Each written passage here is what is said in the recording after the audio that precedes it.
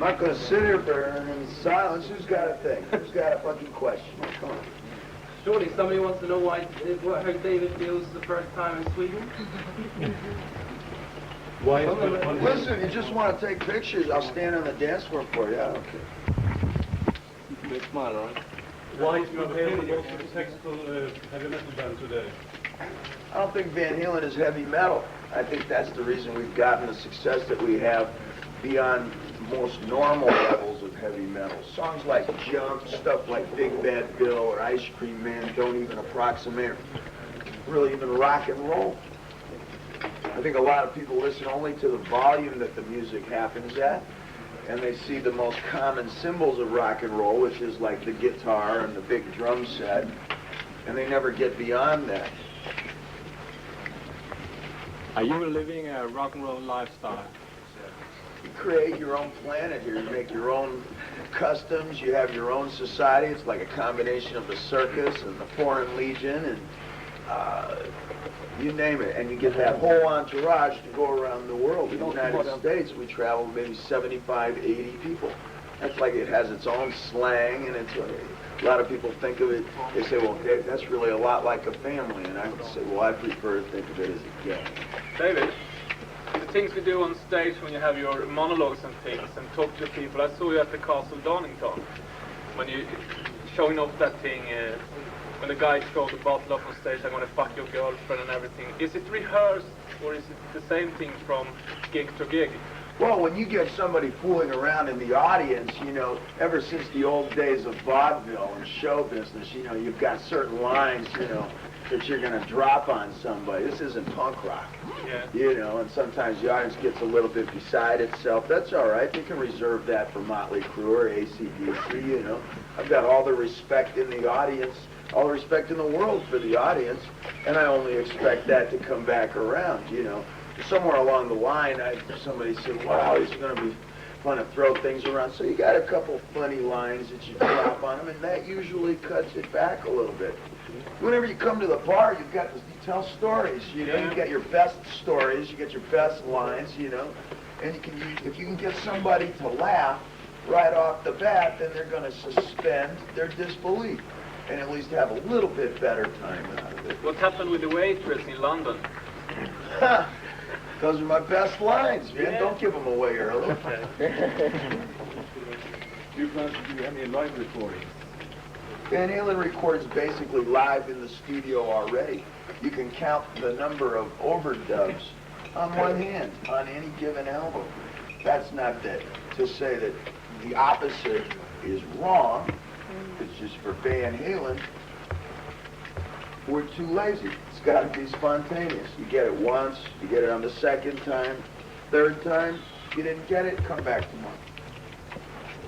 When you hear the stuff live, it sounds better because you have a percussive feel to it, as opposed to just listening to something from a stereo or a Walkman. You have the percussive feeling because the sound is much bigger. How about the tension between you and Eddie, your cooperation? I read some stories, for instance, from The Last Musician issue. Remember that one? That you two had some tension between you. Quote it, let me answer to it. I don't remember the exact words, but there was something about the tension between you and Eddie. There's no tension between Eddie and I. We've been together almost 12 years now. It's just we have two completely different personalities. Yeah. Everything that you find Edward listening to on his cassettes, you'd never find in my bag.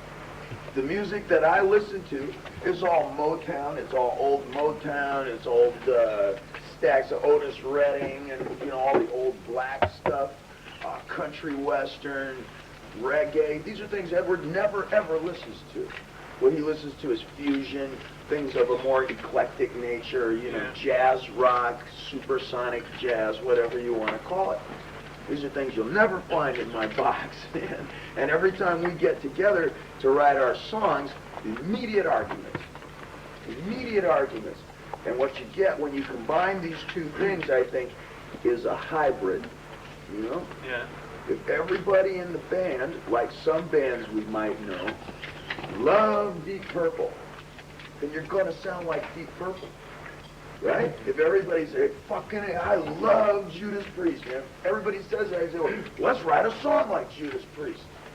Now let's write another. And everybody starts writing another. And pretty soon you sound just like whoever it is you're copying. Because I'm arguing, I say, man, I can't dance to that. That's no good, man. That's not going to go anywhere. He says, well, if you quit sounding like that old black shit, you wind up with a hybrid. Something that's a little more difficult to categorize. Do you think it's important for you to keep the glimpse in your eyes and have good fun when you say all these things to audience, when you perform these rock and roll excess things on stage? I find that most performances that I see, and I go to see a lot of other bands, a lot of theater, they reduce everything to strain. When you strain, when you get the veins going under the left ear, you go like that, and pretty soon everything becomes strain. You say, oh man, am I happy? Oh shit, am I angry now? And everything becomes the same thing. God, do I feel sexy? And everything becomes like this. Well, people aren't like that, man. I'm not. Everything's going to be every song translates a little bit differently. Do you think this rock and roll excess thing is a part of your personality? Oh, I love to exaggerate. That's a natural thing for me. Yeah. And when you're dealing with more than 5,000 people, you can't use your eyebrows, just to communicate an expression. In here, I can move my eyebrows, and look what happens. No, you can do that. I can use my face close, but with over 10,000 people, then everybody, you got to go to your elbows, man. You got to start using your knees like that. If you're happy, what's up? If you're sad, that's a very different emotion than this. What do you think about AC/DC and Motley Crue? I have all the respect in the world for them. They play a certain kind of music. Each band plays their own specific kind of music, and they're pretty good at it. Do you wear their music in your bag? I'm sorry? Do you wear their music on their cassettes in your bag? Do I have their music? Yeah, we have their music. In fact, we have a backstage stereo that's larger than most of their guitar equipment, and all of their tapes are in the back there. You can't name a band to me that if I'm familiar with them, there's at least one song, at least one performance value that you're going to like, that I'm going to like. I can always find something wrong, too. I can always find a crack under the woodwork. Are you an entertainer or musician? I'm a magician. Okay.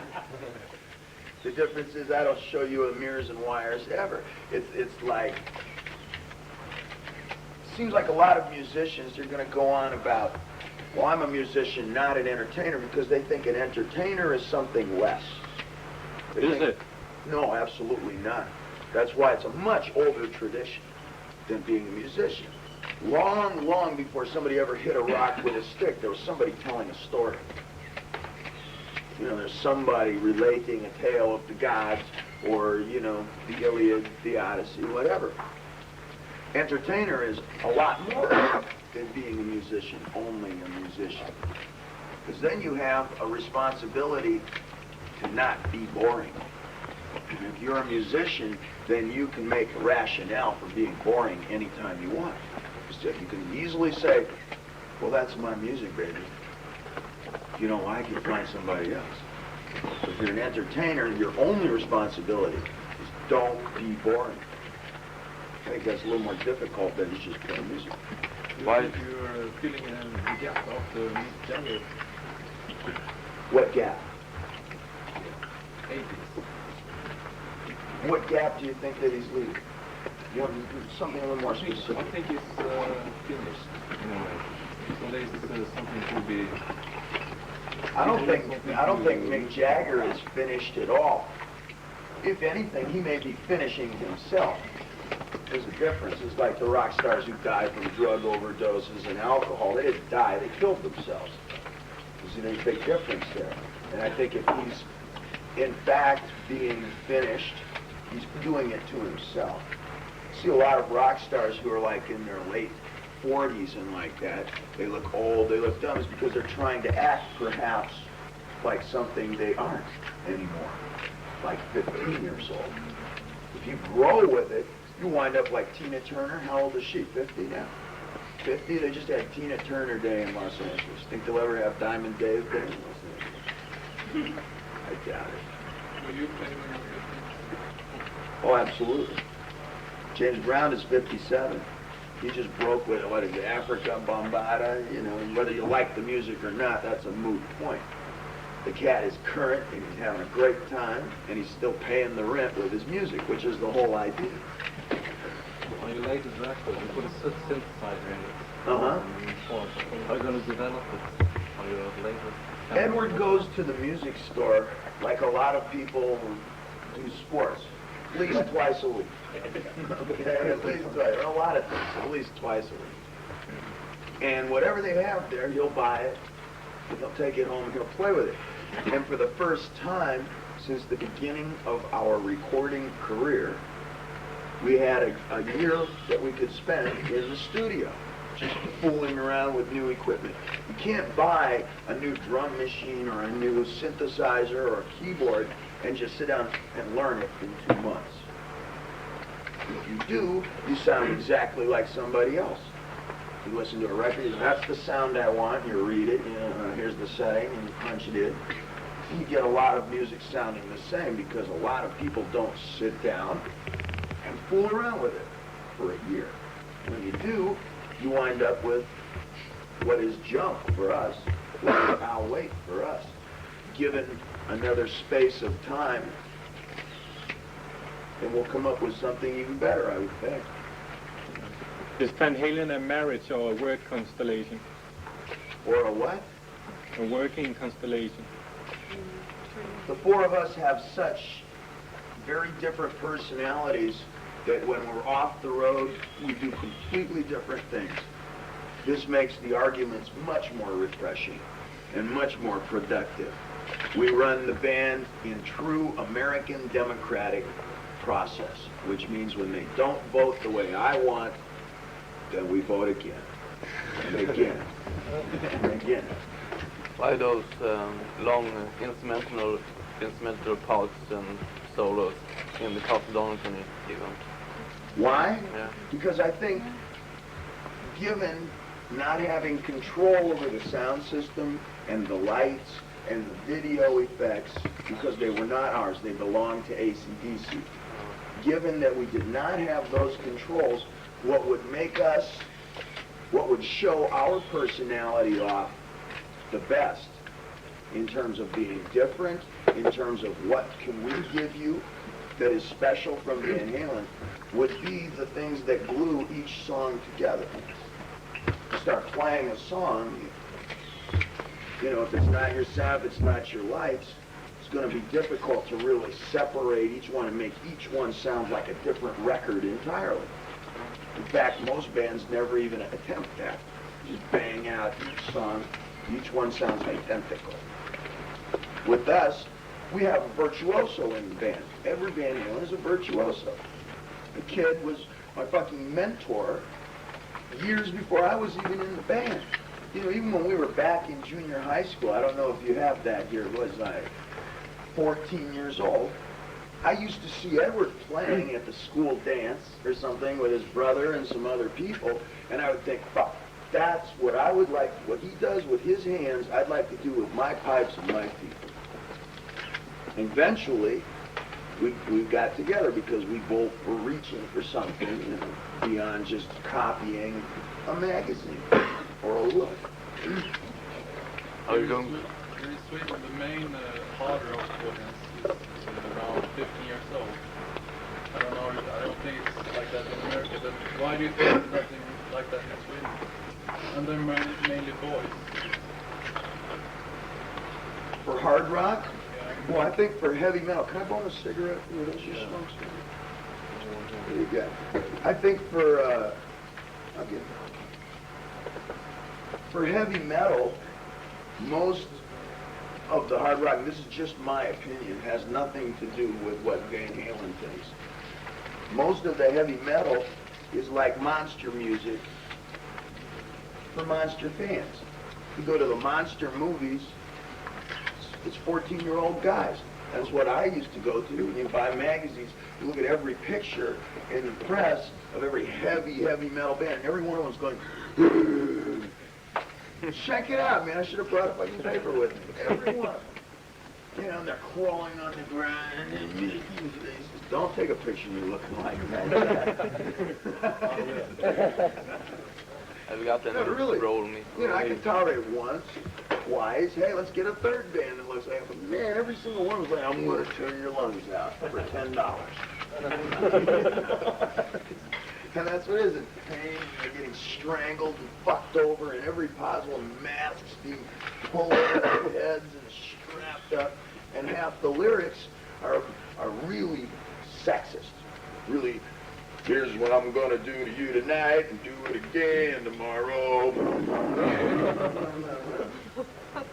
I ain't sexist. I believe completely in women's lib, equal rights. The worst I get, you can listen to all of the Van Halen lyrics, I view it as more of a sharing experience.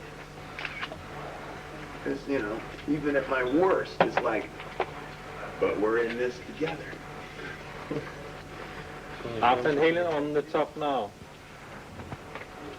The top is in your head.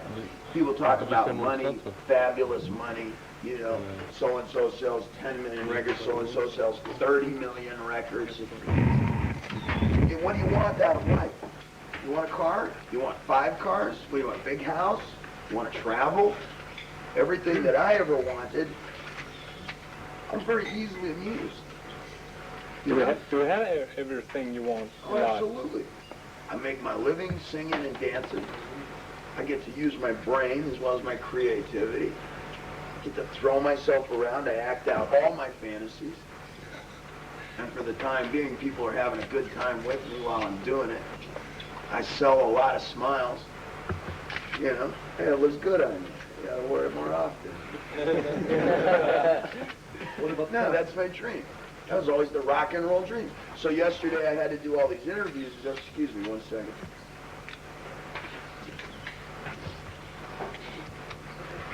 They have a bunch of interviews for me to do yesterday. It was nice. We outside. We went to the beach. You know, at first they were like, "Oh man," you know. I said, "Come, sit in my office." And we sat down. What was it? I don't know, big lake, about 15 minutes from here. I sit in the sun. There's pretty girls everywhere. You know, have a couple of drinks. Tell them what I think about everything. Isn't there anything in life you have missed? Absolutely. It's like ironic. It's a strange balance. When you first start out in rock music, you know, you put everything on the table. You say, I bet all my Friday and Saturday nights. I bet most of my social life. I bet my educational background. I bet my money, my entire life. Well, let me have that ask you things. I bet all the money in the world. I bet everything, my family life and a future, everything, that I'm going to make it in music. And you know how many people actually do. Maybe 1 in a million, 1 in 5 million. And if you should score, if you should win, become the 1 in 10 million who hits it, bam, around the world, well then all your friends who are back there in the beginning telling you when you put it all on the table, don't do it, stay in school, you don't know what you're doing, you're fucking yourself up. 9 out of 10 times they're right. Those people turn around, you just won, and they go, don't you feel overpaid for what you do there? Don't you feel guilty about making so much money just for that kind of music? You know, and look at your social life, man, it's gone all out of hand, you know? They try to make you feel bad for it. You know, there's an interesting balance for that. At the same time, God comes down and he says, but you still lose everything on the table. All your Friday and Saturday nights, you know, everything turns differently. What about practice? Now you became a star, you know. Did you stop practicing your singing? Never. Never. Even when I was off the road for the last 4 weeks before we came here, Edward was doing a soundtrack for a movie, and I was in New York playing around with different musicians, making demos for the band, for the next record. I write a lot of music, a lot of ideas, you know. Always making noise, always making noise. You got time for a question? Another question or two? What film was he doing the track for? I'm sorry? What film was he doing the soundtrack for ever? It hasn't come out yet. I don't. What's the title of Ed's movie? The Wildlife. What's it about? I have no idea. It's about 2 hours. Why do you think hard rock has had its revival in Europe the recent years? Once again, I'm sorry. Why do you think the hard rock has its revival in Europe the recent years? Hard rock never left. They said to me, Dave, now that hard rock is all out of style in 1978, we were playing loud music. There are a million bands around playing loud music, playing rock and roll, hard rock, heavy metal, any kind of rock you could think of. I said, well, what do you mean? They said, well, now the punk rock. This is the latest and only thing. What about it? And punk rock came and went, and disco became the latest, heaviest thing in the very late 70s, down to summer and everything. It was the same thing. Oh, you mean like the Stray Cats? No, I mean like Deep Purple and melodic. They never left. They never left. I think a lot of people may have changed their styles and their haircuts and forgot about it for a while because they went to something different. Not better, not worse. They just moved it aside.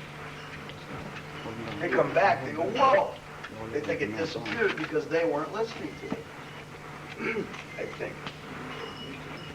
You have covered tunes by Roy Orbison and Ray Davis. Why just them? Why them? Why not? Those were our best songs in the club days. We used to play them all the time, 3 times a night in places this size. You know, don't forget Ladies Dance Contest every Wednesday night in 3 before 9, happy hour every Sunday from 8 in the morning till midnight. We'll be here next weekend after next. We'll be here for 4 weeks, in fact. Then another 4, and another 4.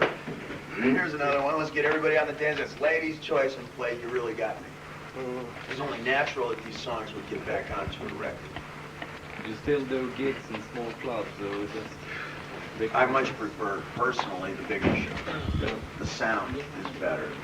The kind of show that I'm developing, that I do on stage physically, I think works much better on a big stage with a big audience and a big sound. How do you go about when you write? Excuse me. How do you go about when you write the lyrics to the songs? Well, people think I'm joking. Edward writes the music first in the studio. He'll come out after a week in the studio, and he'll have some music, and we'll work it into a framework, a skeleton of a song. And I get the cassette tape, and I have a big red car. It's convertible, big old Mercury, and I sit in the back seat, and my roadie Larry, who you'll see on stage, handing me the towels and doing the whole number, he drives. And we go around during the summer, during the hot months in California, and we drive around in the Hollywood Hills. You know, you take the shirt off, and I sit in the back seat, and I listen to the cassette again and again. And I write the words. And every hour or so, I lean over the seat and I say, Larry, what do you think? I read him the words. Larry tells me, well, Dave, I don't know if you had enough focus in the first verse. How many hours can you drive around? Well, for as long as it's hot outside. And if you listen to 1984, even though the music is longer, it's a longer record than we've made in a while, there are fewer lyrics on it. And that's because there was an early cold in the season in California, and I was on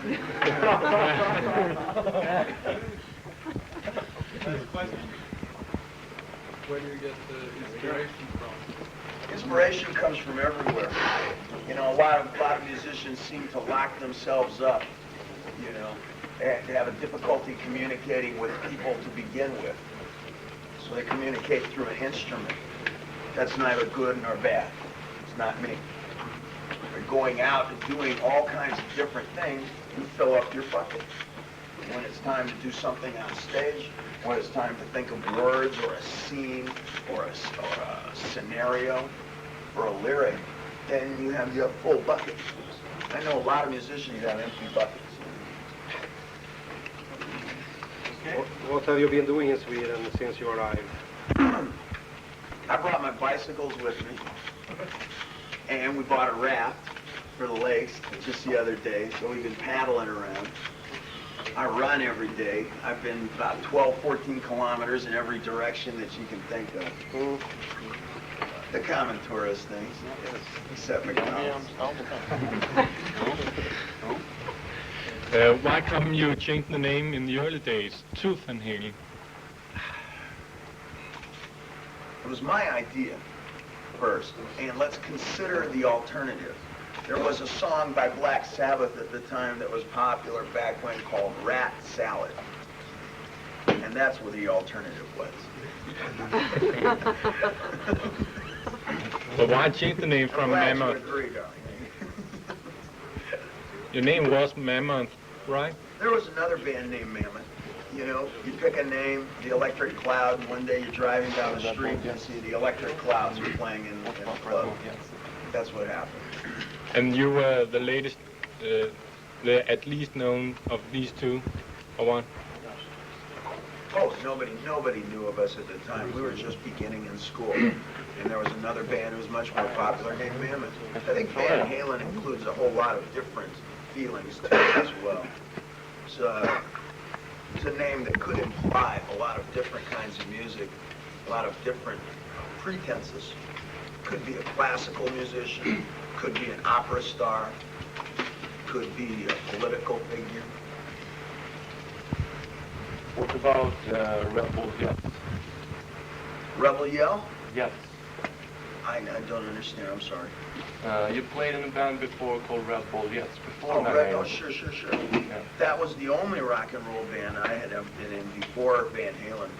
And just a dance band, playing at dances and weddings and little clubs. Not very good musically, but we sure looked good. Yeah. So one more? Anybody got one? What are your favorite vices? My favorite writers? Vices. My favorite vices? Well, you know, you start out in a rock and roll band. Van Halen's been platinum for, 7 years now? And you start out doing everything you can think of. Twice a day. Some of them free. And you do everything. Use up a lot of money doing it. Try all the vices. I personally now, after all these years, I've picked the 4 or 5 that I like the best, and I do only those. I spend all my money only on those. I think if you listen to the songs, you'll be able to pick them up instantly. Mention your favorite writers also. You mean literal? Yes. Literature? Yes. Mark Twain, Tom Wolfe, Voltaire. Well, Voltaire was an optimist. He said that we live in the best of all possible worlds. And me being a pessimist, I'm afraid he's right. Thank you very much. Thank you very much. See you on the weekend. Please sign it.